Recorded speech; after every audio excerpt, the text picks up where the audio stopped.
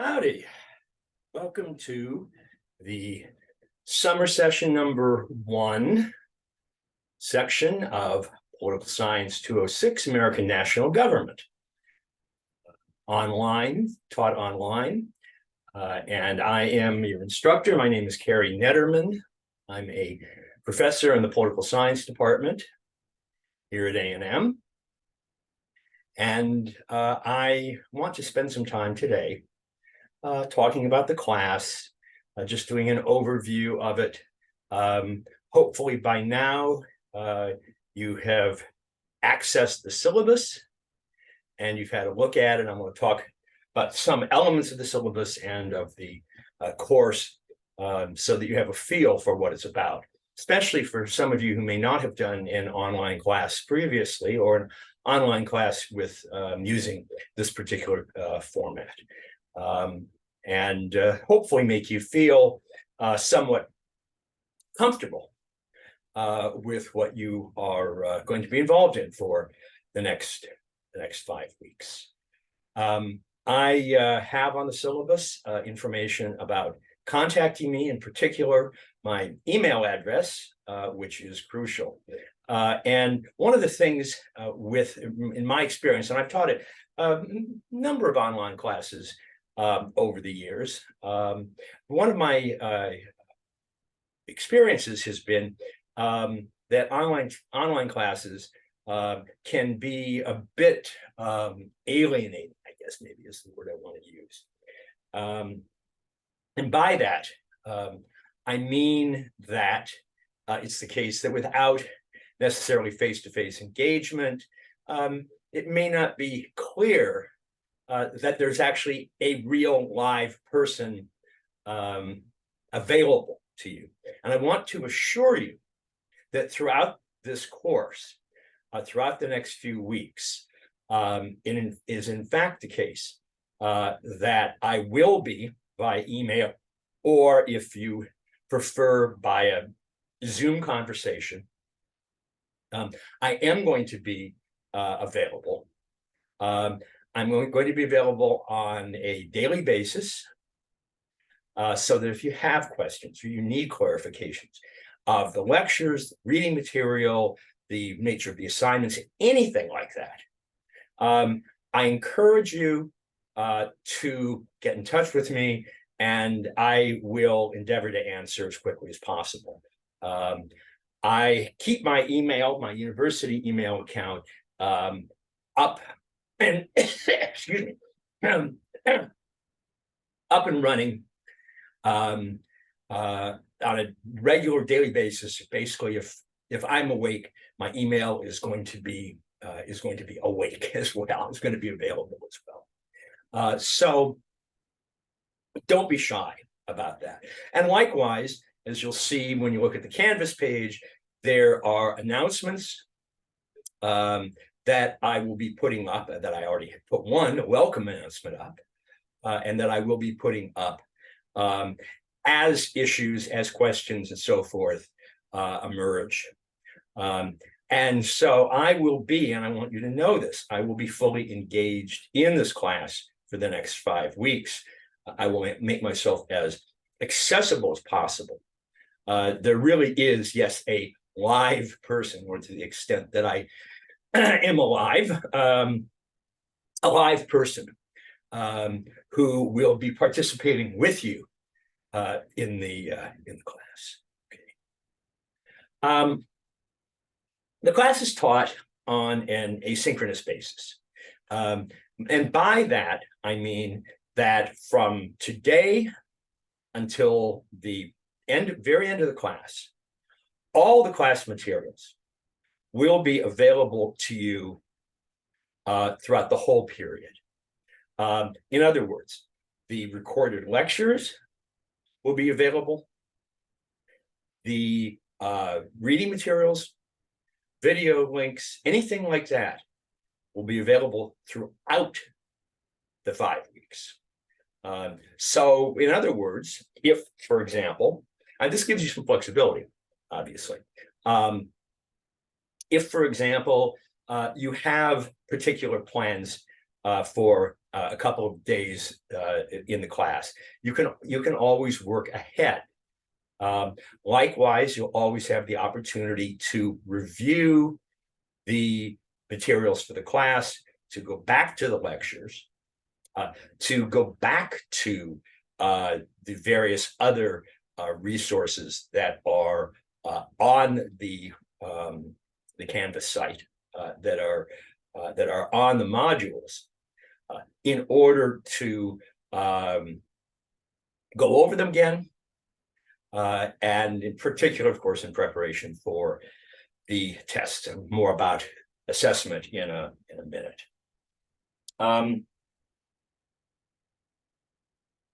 The way in which the class is structured is on a sort of an as-though basis. In other words, as you'll see from the assignment schedule, each day that is a regular class meeting day, Monday through Friday, for the 5 weeks, has a specific set of assignments, lectures, readings, and so forth, that you are expected to do on that day.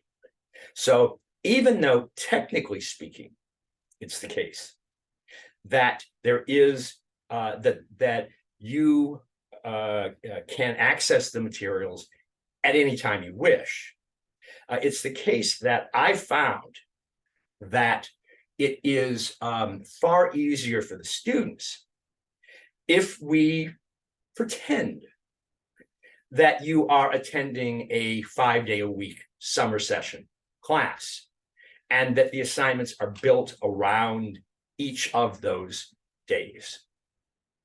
So every day has a topic. Every day has some kinds of lecture materials, mainly videos, but occasionally, as you'll see, there are written lectures for those videos. Every day has a reading assignment from the textbook, and every day has other kinds of assignments. As I said, there are videos, there are links to other written materials, and so forth. And it is important, it's imperative, in fact, that you stay on top of the class. In other words, plan on a Monday through Friday basis, plan on doing the work assigned for that day for the class. And what you're going to find is it's going to be much easier for you to stay with the program. It's going to be much easier for you to proceed in a timely fashion through the class and to do so successfully. Actually, I just realized I didn't explain where this and all of the other recorded lectures are being recorded. I found a few years ago that students enjoy the fact that rather than my simply standing in a classroom, in an empty classroom, and presenting lectures, that I actually do this in a somewhat more informal way. This is part of the area of my house that is my study, my work area, the place I do research, I do writing, and at times entertain myself, as it were, through music. And it's a television set over here that you can't see, I don't think. Maybe it's in the screen slightly, and it adds to a certain measure of intimacy. And as I said, students have expressed over the years appreciation for, in a certain sense, getting invited into my house, and my ability then to be able to again engage more in a more personal way with students, simply because of the environment around me. So hopefully you'll find that to be the case as well. But this is why this is not a traditional classroom. One thing for the all the future lectures that I will record, one thing that's the case is, as you'll find, one thing that's the case for these for these lectures is that there will be a blackboard behind me, because I use the blackboard to highlight certain kinds of points and emphasize certain kinds of points. Don't need it today, but in the future, you will be have not only my handy lectern here, but also there'll be that blackboard. All right, let me see if I can talk about the class. It's important that you today, if you haven't looked at it, read the syllabus carefully. Be very clear about what the expectations in the class are. As I said, I will highlight points today in my remarks, but it's crucial because there is a lot of in a class like this, there's a lot of responsibility on you to stick with the program. And that starts with having a clear grasp, a clear comprehension of the of how the class proceeds and what the class what I expect of you in order to succeed in the class. And I am I'm strictly against setting up students for failure, but you have responsibilities as well. And that first responsibility is look at the syllabus carefully, read it over carefully, and indeed review then the Canvas page. And again, if you've not done an asynchronous online class via Canvas, be sure that you understand how it works. And if you have questions, send me an email, get in touch with me, ask, don't be afraid to ask. There's this old thing about, well, it's a stupid question. There are stupid questions, but most questions actually are not stupid. So don't be afraid about that. Okay. Talk a little bit about the daily assignments. There is one textbook for the class, and that textbook is available online, gratis. The link for it is in the syllabus. Don't have to pay anything for it if you want to use the PDF version of it. It's a textbook that actually is offered by an open source online nonprofit outfit called OpenStax, and they have basic textbooks in a range of fields, not just in political science, but in the STEM fields and in the humanities and so on. And its author, its primary author, is in fact a guy who did his PhD here about 20 years ago, worked with some of the absolute best scholars in the field of American politics. The political science department at A&M is traditionally a department that is very strong in the field of American politics. It's highly ranked in that field. And as a consequence, the book is not only up to date, but it is clear, well-written, accessible, readable, and which is important. And it's free. And indeed, other than the tuition and so forth that you paid for the class, this whole class will not cost you anything more. There is an option if you prefer to have a printed version of the book. There's an option to purchase that. The price, I think, is fairly nominal, but it's not required by any stretch of the imagination. But you can investigate that if you are interested in that possibility. And then, as I said, there are additional supplementary reading materials of a range of things, on a range of materials. There are, as I said, a few lectures that are written lectures rather than lectures that I'm going to be presenting via video recording. And there are links to videos and so forth. All of those are available via link on the daily page on the module for a given in the module section rather for a given day. And all you need to do is to click on the relevant links in order to access that material. I've said that I will be putting up announcements, and it's important for you to check the announcements page frequently. The way the announcements function on Canvas works is that I put up an announcement and post it. You will get an email to whatever your primary email address is. You'll get an email saying that there is a new announcement.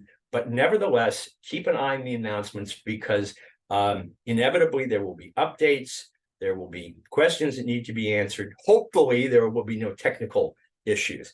Having done this class a number of times already in this asynchronous online format, the technical glitches that occurred when I first began to do it, I think now have all been eliminated.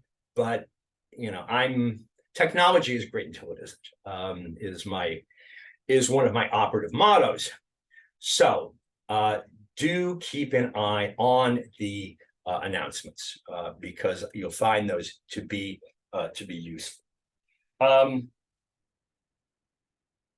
In terms of the grade, which is, I'm sure, something that's important to very many of you, in terms of the grade, the whole class is based on 4 tests. And those tests cover specific units of the class. Each test will have, I believe, 80 questions. They are all either multiple choice. They're multiple choice of one form or another, either fill in the blanks or something on that scale, of that sort, where you have 4 choices and you pick one. And it's the case that the tests will last for an hour. The way it works is you'll have a 24-hour period on the 4 days that the tests are scheduled in which to take the test. The test, as I said, is timed at an hour. You time out at the end of that hour. Once you start, then you can't stop. And so it must be the case that you work through those 80 questions. Once you've answered a question, you can't go back. You can't change your answers. You'll move forward. The syllabus explains how this works, I think, in a little more detail. As I said, the tests are each worth the same, and there is no cumulative final examination. So the 4 tests cover 4 specific units in the class, main units in the class, and those units are titled 1, ideas, 2, institutions, 3, practices elite, I believe, and then practices popular. And in each case, those focus on specific elements of American government and the American political system more generally. Everybody teaches a class like this, an intro class like this, a little bit differently. I am, in terms of my research specialty and my teaching focus, I am a political theorist. In other words, I study normative questions with regard to politics, and in particular, I'm a historian of political thought. And I'm a great believer in ideas, and that's why you'll hear the word ideas a lot. Because in my view, a great deal of politics and understanding American politics and the American political system as it exists today requires us to understand the basic ideas and principles that lay behind that system. So that's the kind of perspective I bring to it. Other people emphasize other elements, again, very often dependent on where their own interests lie. So I have a colleague, for example, who's a specialist in the judiciary, and he spends a lot more time on courts, the legal system, judicial politics, and judicial behavior, and so forth. So it just, in terms of how you approach it, it really just depends. Now, with regard to the grade, let me go back and say something about that. Just to be clear about this, and it's in the syllabus, but the grade that is assigned numerically is the grade you get. I'm not going to be in any way, shape, or form manipulating grades. There's not going to be curving. If everybody gets an A, then everybody gets an A. And if not. So at the end of the semester, if you've got an 89.6 on the grade scale that I use is still a B. I won't round up. I won't make any changes. There's no extra credit. What you actually earn numerically is, in fact, the grade you will be assigned at the end of the class. Now, that's not going to stop some of you, I'm sure, from contacting me and saying, hey, Professor Netterman, I got a 89.7. What can I do to get it up to a 90 and get it to an A? And the answer is nothing. You are responsible for whatever grade you actually get, and even if that means, oh, you just missed one question on one of the tests, again, that is on you. That is your responsibility. So I want to make that clear right from the outset in terms of how that works.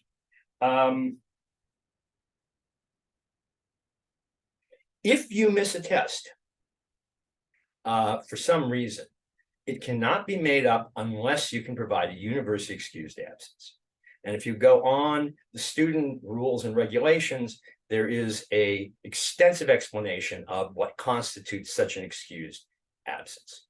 Short of that absence, excused absence, it's the case that if you miss a test for whatever reason, you receive a 0. And again, that's in part just to be fair to all of your fellow students.